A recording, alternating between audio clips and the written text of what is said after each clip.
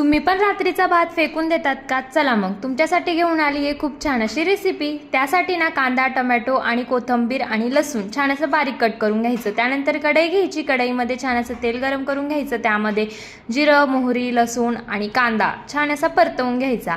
आणि जिरं, मोहरी, कांदा आणि लसूण छान असा परतवला की मग त्यामध्ये शेंगदाणे ॲड करायचे।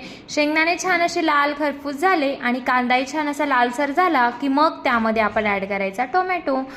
टोमॅटो आहे ना छान असा कांद्यामध्ये तेलात छान असा ना मऊ करून घ्यायचा। तो छान असा सॉफ्ट झाला की मग त्यामध्ये आपण आपले काही बेसिक मसाले ॲड करायचे। तुम्ही या ठिकाणी हिरव्या मिरच्याही यूज करू शकता। त्यानंतर आहे ना त्यामध्ये मी लाल मिरची पावडर आणि थोडीशी हळद घालून ते छान असं एकत्रित करून घेतलं। ते छान असं तेलात परतलं की मग भाताला ना आपल्या हाताने छान असं अगोदर मॅश करून घ्यायचा आणि तो सर्व भात त्या मिश्रणमध्ये ॲड करून घ्यायचा आणि ते छान असं एकत्रित करून घ्यायचं। त्यामध्ये स्वादानुसार मीठ टाकून घ्यायचं आणि छान अशी कोथिंबीर टाकून त्याच्याने छान असं गार्निश करून घ्यायचं आणि ते छान असं इकडनं तिकडनं छान असं परतवून घ्यायचं।